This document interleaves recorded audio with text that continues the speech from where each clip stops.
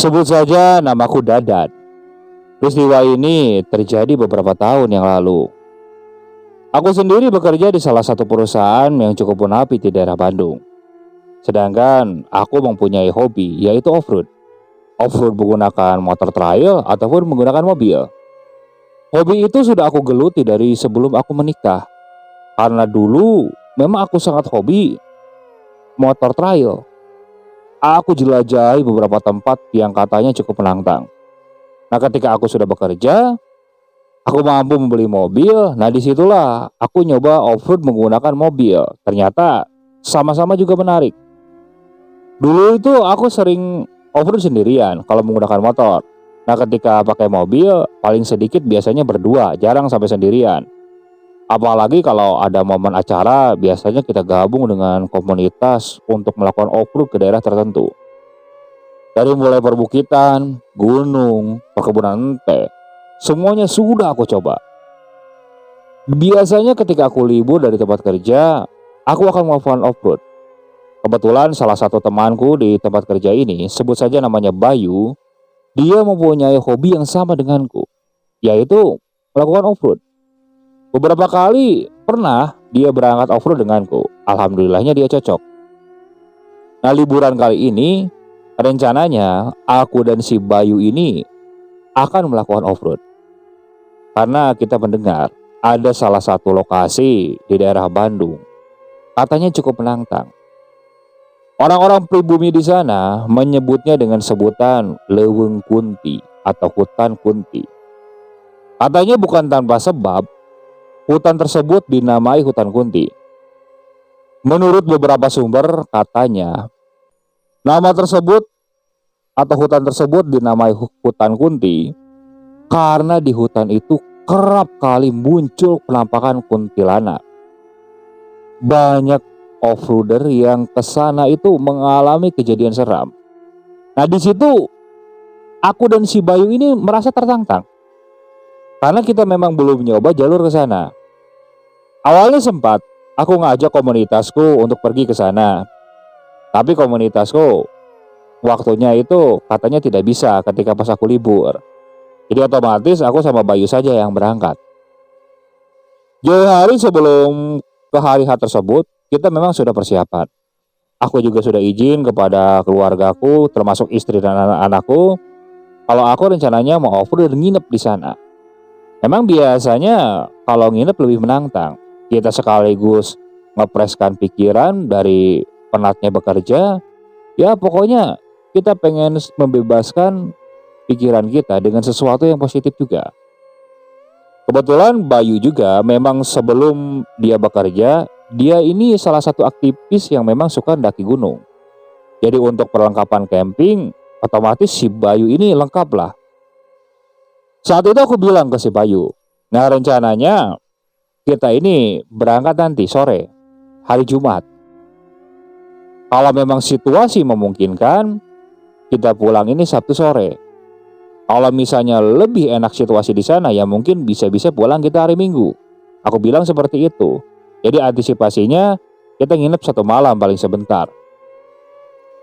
Aku dan Bayu ini langsung membagi perlengkapan. Apa saja yang harus dibawa, termasuk perbekalan dan makanan lain sebagainya. Setelah semuanya siap, kita tinggal menunggu hari H saja. H-1 sebelum berangkat, aku sempat bertemu dengan salah satu temanku. Namanya si Yusuf. Kebetulan dia ini bukan teman satu kerja, tapi teman satu komunitas dalam off-road biasanya.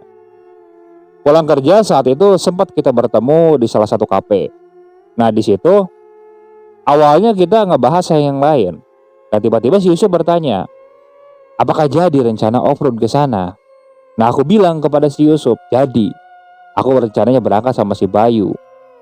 Nah, mendengar ucapanku seperti itu, si Yusuf bilang, kalau bisa, jangan nginep. Mending kamu berangkat Sabtu aja, pagi sampai sore. Jangan sengaja malam. Ucap si Yusuf seperti itu. Nah, aku balik bertanya kan, kenapa?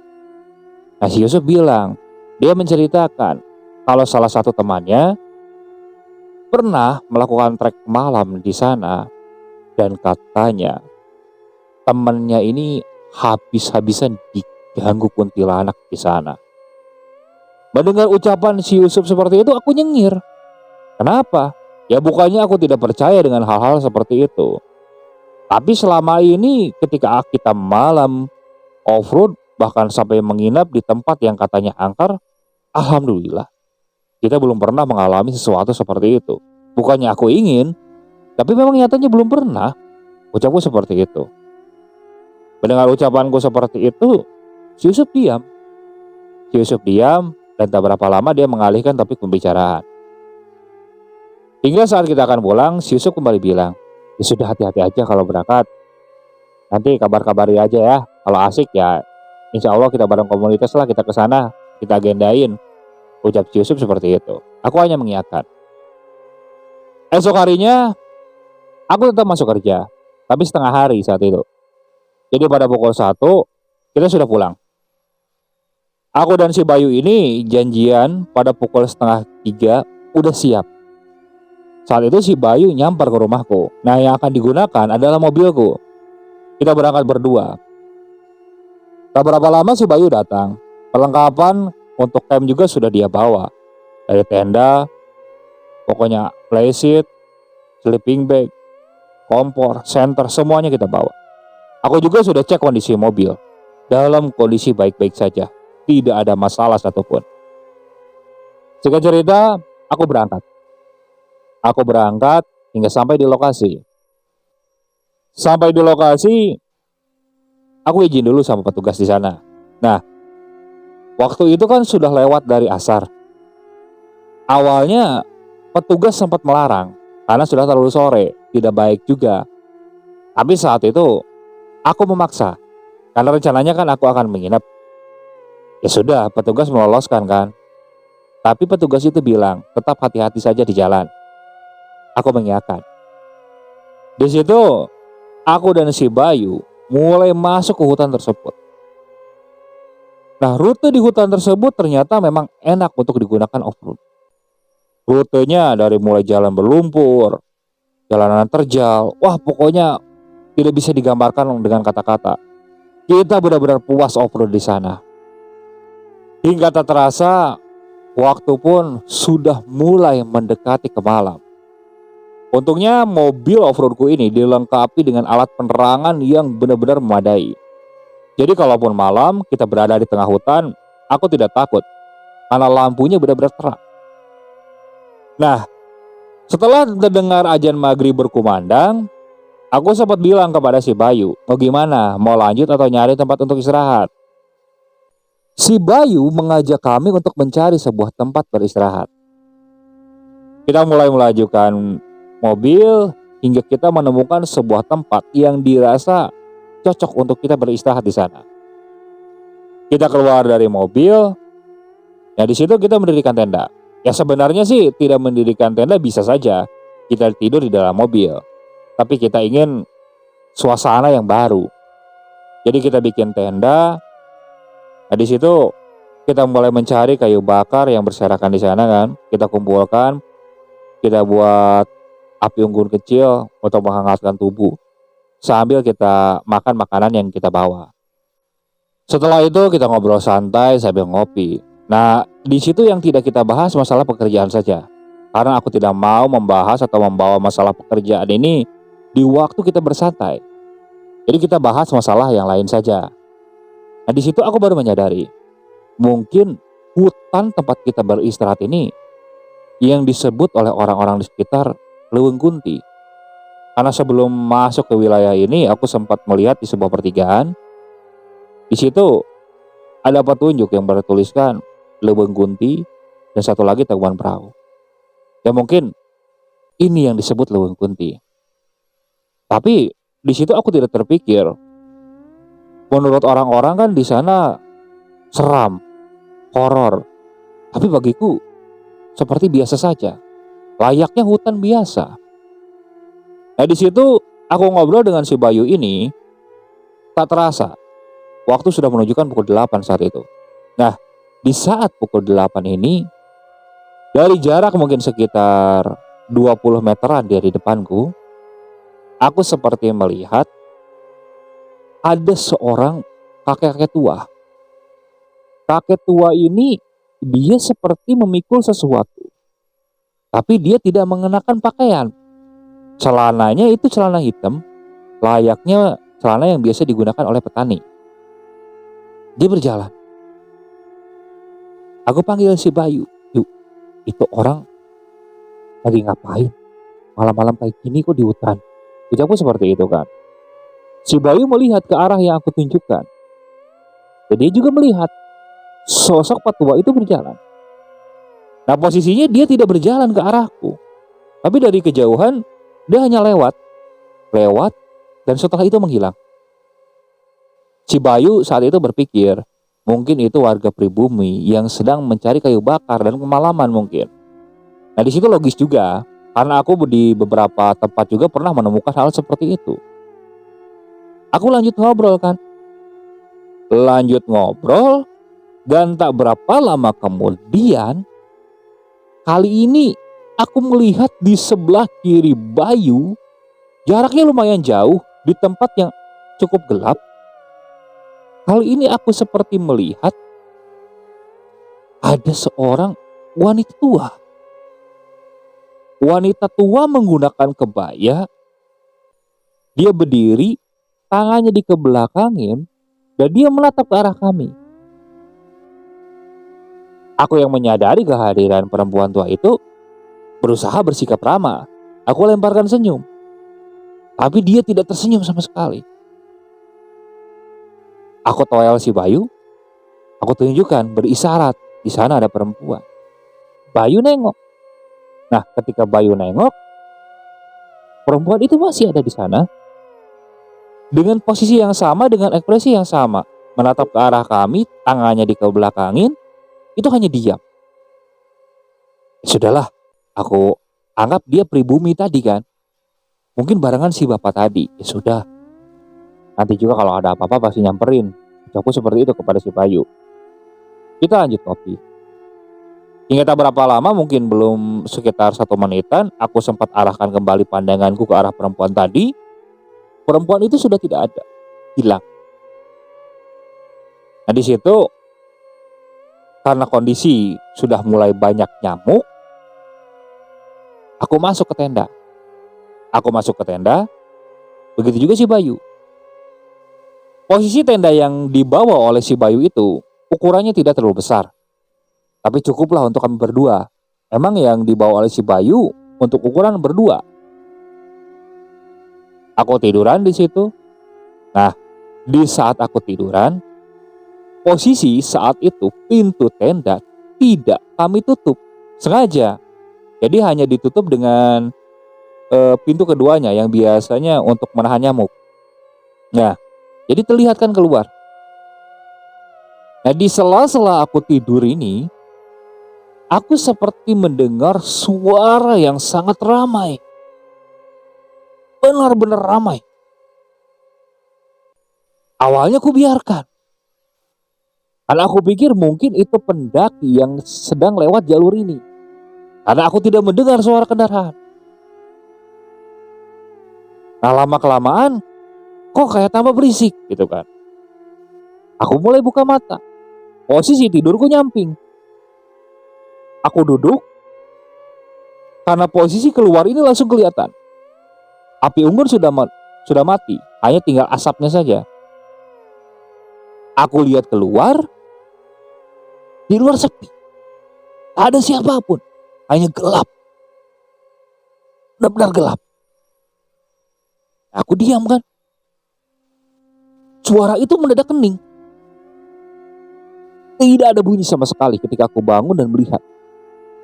Tapi aku merasa saat itu seakan banyak mata yang memperhatikanku. Aku hanya melihat sekeliling saat itu. Nah, di saat aku sedang melihat sekeliling ini, tiba-tiba aku merasa ada yang melempar sesuatu ke arah tenda. Sekali, aku diamkan. Karena aku pikir mungkin itu ranting pohon atau apa yang jatuh dari atas. Nah, ketiga ini jatuh ke mobil. itu kenceng. Antara jatuh dan dilempar itu beda. Suaranya terdengar jelas. Aku buka sliding tenda, aku nongol keluar. Di saat aku nongol keluar, selintas dari arah pohon di belakang mobil, aku melihat sosok perempuan, pakaiannya putih tapi gusam, seperti sudah dipenuhi oleh tanah.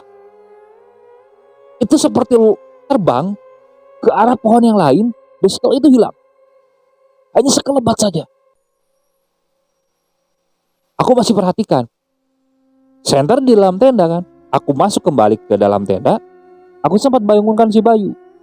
Yuk, bangun. Ada sesuatu. Sambil bawa senter kan. Si Bayu, namanya baru tidur dan dibangunin, mungkin kan masih belum sadar semua. Dia masih belum buka mata. Tapi badannya sudah bergerak. Apa? Keluar. Ucapku seperti itu. Bayu langsung duduk. Tapi matanya masih merem kan. Aku mulai menyenter isi wilayah tersebut. Aku arahkan senter. Nah, ketika aku arahkan senter tepat ke arah belakang, ke sebelah kanan, dari kanan ke arah depan, nah di situ aku melihat. Dari posisi samping tenda sebelah kanan ke arah depan, selintas aku melihat banyak orang di sana.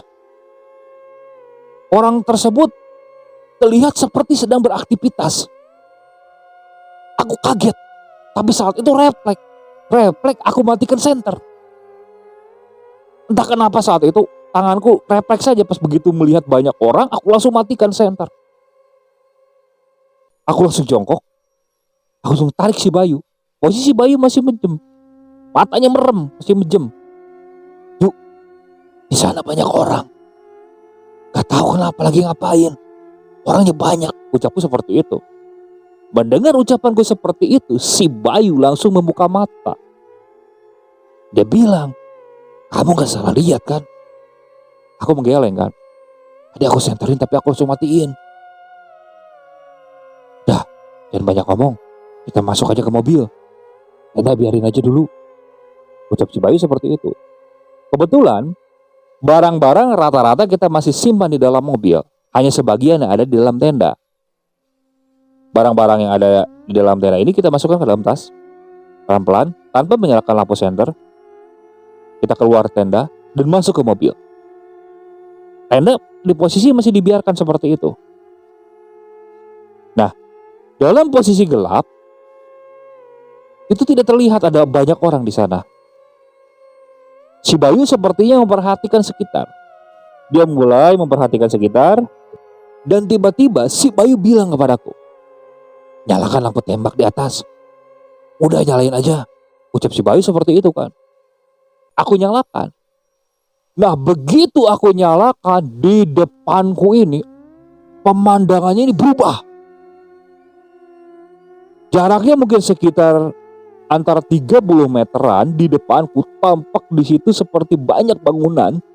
Dan di depannya jarak dari mulai 15 meter itu banyak orang yang sedang beraktivitas di sana. Layaknya seperti di suatu pemukiman. Tapi yang anehnya di sana semua orangnya itu tidak ada yang menggunakan pakaian. Mereka hanya menggunakan celana. Nah, sedangkan ke atasnya ini dia tidak mau pakai baju. Rata-rata di sana terlihat seperti orang-orang yang sudah tua. Orang-orang itu berjalan, dan ketika lampu dinyalakan, mereka itu seperti berhenti beraktivitas dan tahu-tahu menengok ke arah kami.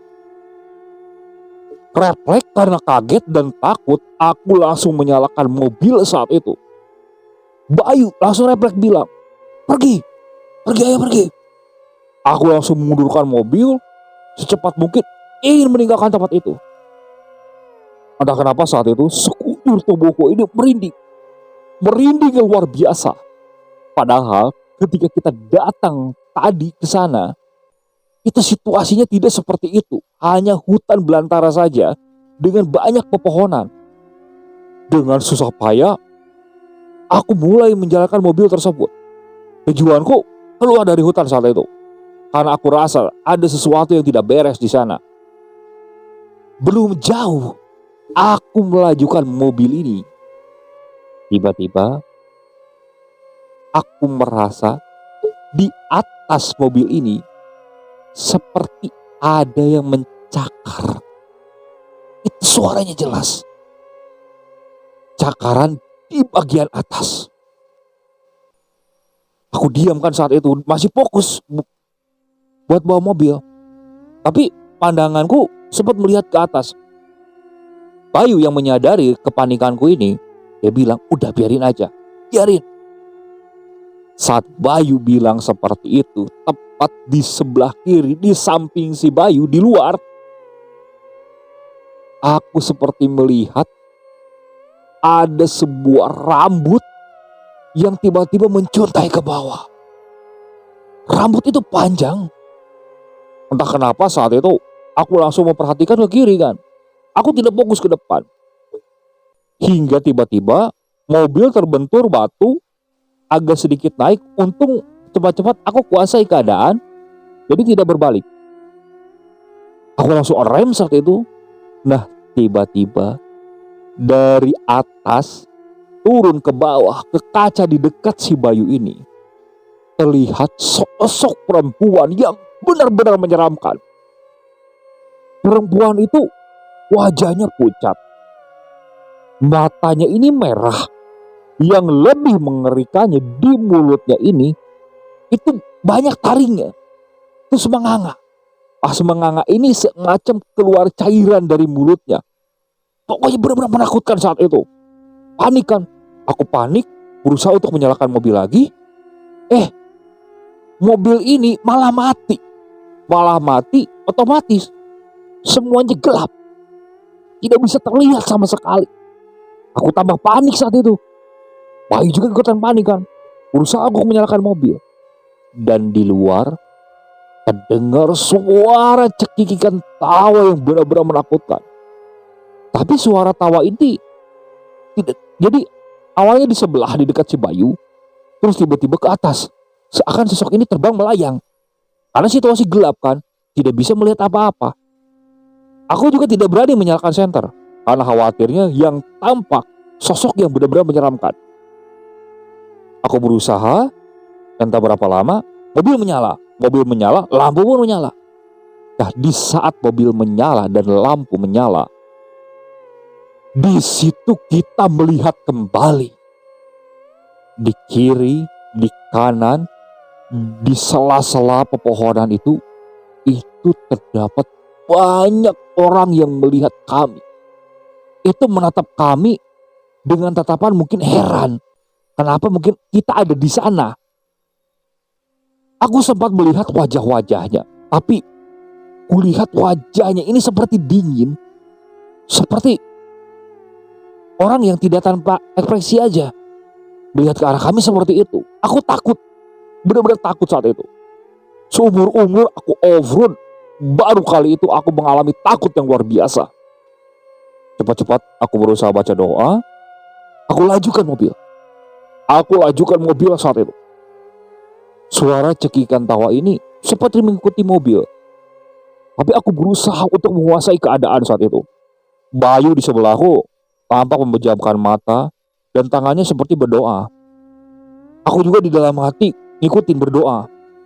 Pandanganku tetap fokus untuk mengendarai mobil. Hingga akhirnya aku rasa saat itu kita sudah menemukan titik terang. Nah, di situ mungkin feelingku sudah tidak jauh lagi ke pos. Aku terus saja melajukan mobil. Nah, di situ suara kuntilanak itu sudah tidak terdengar, hilang. Dirasa agak sedikit aman. Nah, di situ aku coba hentikan mobil. Aku lihat spion ke belakang, aman kan? Di depan juga situasi sudah aman. Di situ aku coba tenangkan diri dulu. Tarik napas, aku coba minum. Di situ aku bilang ke si Bayu, itu tenda gimana? Si Bayu bilang udah gak apa-apa masalah tenda. Yang penting kita keluar saja malam ini. Kita keluar dulu. Jawab si Bayu seperti itu. Di situ aku coba ingat-ingat. Kalau tidak salah dari sini sudah deket kan. Aku coba lajukan kembali mobil. Singkat cerita, setelah menempuh perjalanan yang cukup sulit, akhirnya kita sampai di satu tempat yang ada petugasnya. Nah di situ kita benar-benar bisa bernapas lega. Kita turun, kurasakan badanku ini benar-benar lemas. Mungkin lemasnya bukan karena capek, tapi karena takut yang luar biasa. Aku tidak menyangka kalau saat itu aku akan mengalami suatu kejadian yang seperti itu kan. Aku duduk dulu, minum. Nah setelah itu tampak ada satu petugas yang menghampiri kami kan. Menghampiri kami, terus bertanya, kenapa bisa sampai pulang malam-malam seperti ini? Aku bilang kalau rencana awalnya kan aku akan menginap. Terus tadi kayaknya aku menginap di Leweng Kunti. Mendengar ucapanku seperti itu, tampaknya petugas di sana sudah tidak aneh dan sudah menyadari kalau aku diganggu di sana. Dan dia tahu-tahu bilang seperti ini. Oh, diganggu ya? Makanya pulang lagi ke sini. Aku hanya mengangguk. Ya udah, hati-hati aja Kang. Kalau ke sana kalau bisa jangan malam. Soalnya orang pribumi sana juga kalau udah asar itu udah nggak ada yang berani aktivitas ke sana Kang. Jadi sana kan dikenal banyak setannya, ucap orang tersebut. Namun tak berapa lama orang itu lalu pergi. Nah di situ aku benar-benar bernapas lega bisa keluar dari tempat itu. Bayu juga seperti itu kan. Singkat cerita, kita melanjutkan malam menginap di pos sana. Pagi harinya setelah siang, sebenarnya ada rasa penasaran, ingin mengambil tenda kan ke sana. Tapi kalau berdua rasanya takut walaupun siang, apalagi tadi malam kita mengalami hal seperti itu kan. Aku minta tolong petugas di sana supaya mengantar kami. Ya biar kita kasih uang lebih saat itu. Untungnya petugas itu mau kan. Di situ aku coba mengingat-ingat kembali jalan yang kita lewati tadi malam. Nah setelah menempuh perjalanan yang lumayan jauh, akhirnya kita sampai. Nah ketika kita sampai di sana, aku melihat tenda dalam keadaan baik-baik saja. Tapi situasi di sana ini masih layaknya hutan. Tidak ada pemukiman, tidak ada apapun di sana. Hanya ada tenda, terus bekas api unggun kami dan beberapa sampah yang belum sempat kami bereskan. Karena kami keburu takut dan kabur kan. Di situ aku membereskan tenda, terus membereskan sampah-sampah yang berserakan kan, yang bekas kami. Di situ langsung aku balik kan. Aku balik bersama petugas itu. Tapi petugas bilang, udah lewat rute lain saja, lanjut berpetualang aja, kata petugas tersebut kan. Ya aku pikir benar juga kan saran petugas itu. Aku lanjutkan berpetualang ke rute itu sampai menemukan titik lainnya. Nah di situ aku akuin kalau rute di sana untuk off-road itu benar-benar luar biasa. Tapi ya di balik itu semua ternyata di tempat itu memang ada tempat-tempat yang cukup seramnya. Oke, sekian untuk cerita kali ini. Saya mohon maaf apabila masih banyak kekurangan dalam pembuatan ceritanya. Kritik dan sarannya silakan kalian bisa cantumkan di kolom komentar. Tak lupa saya juga ucapkan terima kasih kepada narasumber yang sudah membagikan kisahnya, termasuk para penonton yang benar-benar setia mengikuti cerita dari channel Keramat Horor ini. Semoga kalian selalu diberikan kesehatan, dilancarkan rezekinya, dan dijauhkan dari musibah. Terus ikuti cerita-cerita yang dibawakan oleh channel Keramat Horor ini. Assalamualaikum warahmatullahi wabarakatuh.